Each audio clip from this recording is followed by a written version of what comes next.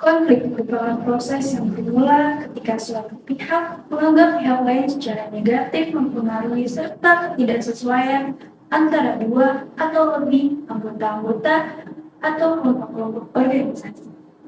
Lalu, bagaimana proses terjadinya konflik? Apa yang harus dilakukan untuk pencegahan suatu konflik? Dan apakah ada teknik penyelesaian dalam konflik negosiasi? Nah, dalam acara Vlog Free on Kiss, kali ini mengundang dua narasumber dari perusahaan BJB, Bang Jai Bainuri, dan organisasi AOT, Asian Organization Trading, untuk membahas lebih lengkap dan jelas mengenai konflik dalam negosiasi. Sudah hadir di studio Politon TV. Perkenalkan dulu dua pihak, diantaranya organisasi dan perusahaan yang hadir pada acara hari ini. Ada Bu Fadila dari organisasi AOT dan Pak Zaidan dari perusahaan BJB. Selamat datang dan selamat malam kepada Ibu Fadila dan Bapak Zaidan. Selamat malam. Bagaimana nih kabarnya? Alhamdulillah baik. Oke, sedang ramai diperbincangkan mengenai konflik negosiasi dalam suatu organisasi dan perusahaan, seperti video konflik negosiasi berikut ini. Bagaimana laporan keuangan untuk bulan lalu? Jadi untuk laporan keuangan bulan lalu akan saya serahkan tanggal 5 Maret, Pak. Wah, lama sekali. Kamu selesaikan lebih cepat dong. Mohon maaf Pak, tidak bisa karena laporan dari divisi terakhir deadline-nya adalah tanggal 4 Maret Pak. Bagaimana sih? Kalian ini kerjanya apa saja lama sekali. Baik, rapat kali ini akan dimulai dengan pemaparan rancangan proyek yang akan dibacakan oleh Saudara Pilot. Saudara Pilot dipersilakan.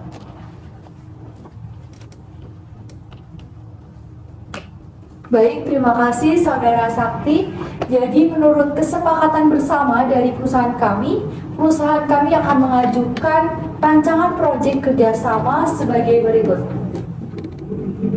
Wah, tidak boleh seperti ini dong Bu. Kalau kali ini perusahaan saya tidak akan mendapatkan keuntungannya yang nyata dari kerjasama ini. Tapi Bu, Ibu diam dulu deh. Kemarin kan saya sudah mengajukan ide. Kenapa ide saya tidak dilibatkan dalam proyek ini? Saya tidak mau ya kalau perusahaan saya ini rugi ratusan juta. baik. Jadi Ibu khawatir soal keuntungan dari proyek ini ya Bu? Ya betul. Ibu tidak perlu khawatir karena proyek ini melibatkan para tenaga ahli yang kompeten serta keuntungan akan dibagi 50-50 kok Bu. Oh, baiklah, saya mengerti. Setelah menyimak video tersebut, mungkin dapat diceritakan proses terjadinya konflik yang pada umumnya terjadi dalam suatu perusahaan atau organisasi yang relate dengan perusahaan atau organisasi yang Bapak Zaidan dan Ibu Fadila pimpin. Boleh dinilai dari Bapak Zaidan dari pimpinan perusahaan BJB. Mungkin konflik negosiasi yang sering terjadi di perusahaan saya itu adalah biasanya terjadi proses terjadinya konflik diawali dengan adanya pertentangan yang berpotensial atau ketidaksesuaian. Hal tersebut dimunculkan oleh beberapa faktor seperti komunikasi, struktur, maupun variabel pribadi. Lalu timbul kognisi dan personalisasi, yaitu persepsi dari salah satu pihak atau masing-masing pihak terhadap konflik.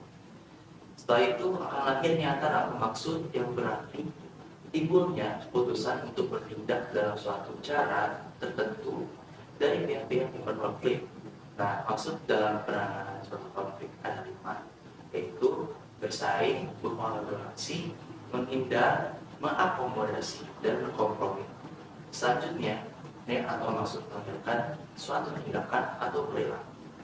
Perilaku mencakup pernyataan, tindakan, dan reaksi yang dibuat untuk menghancurkan pihak lain, seperti serangan fisik yang agresif, ancaman, dan ultimatum, serangan verbal yang tegas, pernyataan atau kata-kata terang-terangan pada pihak lain, dan ketidaksepakatan atau salah paham.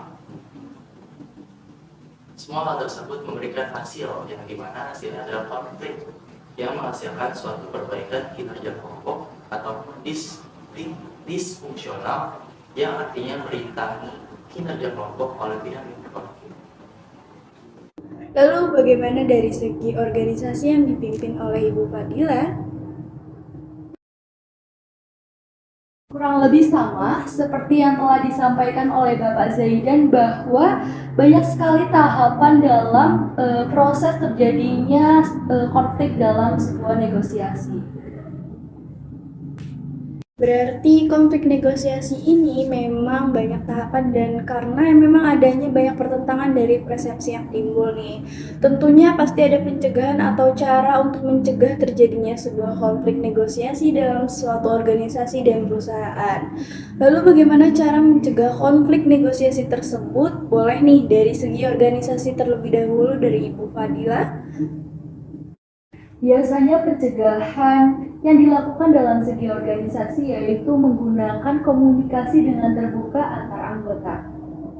Nah, baik. Jadi antar anggota memang harus saling menjaga komunikasi ya.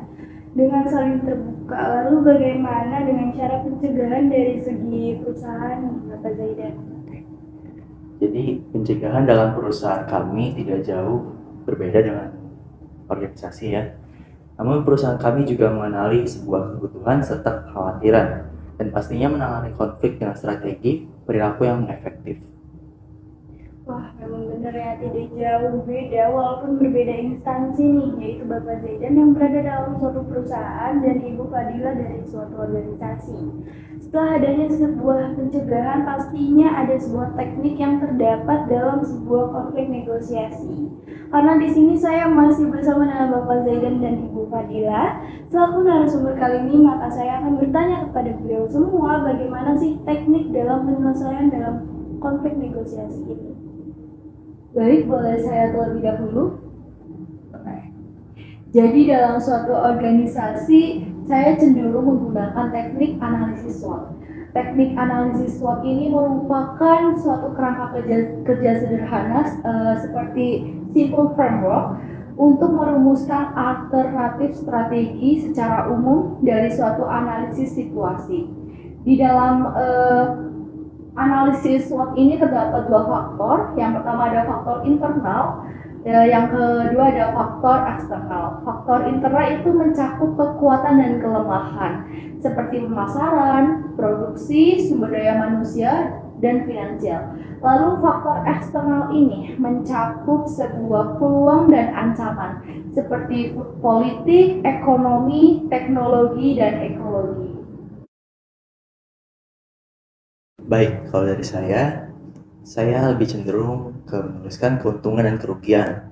Contohnya menuliskan semua keuntungan dan kerugian dari suatu proposal atau solusi agar dapat mengukur peluang keberhasilan. Nah, teknik ini membantu menghapus lebih banyak kerugian daripada keuntungannya. Yang kedua, dengan membedakan sebuah masalah dan bukan masalah, berguna untuk mengevaluasi kemunculan titik yang sulit diselesaikan. Yang ketiga, menuliskan hasil yang paling baik, paling buruk, dan realistis. Metode ini digunakan untuk mendapatkan perspektif yang lebih jelas mengenai suatu proposal atau solusi khusus jika ada lebih dari dua pihak yang terlibat dalam negosiasi. Dan terakhir, analisis medan kekuatan. Kekuatan di sini terdapat dua kekuatan, yaitu kekuatan mendukung dan kekuatan penghalang. Kekuatan mendukung misalnya tersedia anggaran yang cukup. Sedangkan kekuatan penghalang misalnya pimpinan perusahaan ingin menggunakan dana untuk tujuan lain. Cukup banyak ya teknik dalam penyelesaian konflik negosiasi ini dan saya simak tadi cukup beragam pula nih yang telah disampaikan oleh Bapak Zaidan dan Ibu Fadila. Tidak terasa nih kita sudah sampai di penghujung acara. Terima kasih banyak kepada narasumber kita, Ibu Fadila dan Bapak Zaidan. Sampai berjumpa lagi di Info Free on Case. Selamat malam, selamat beristirahat.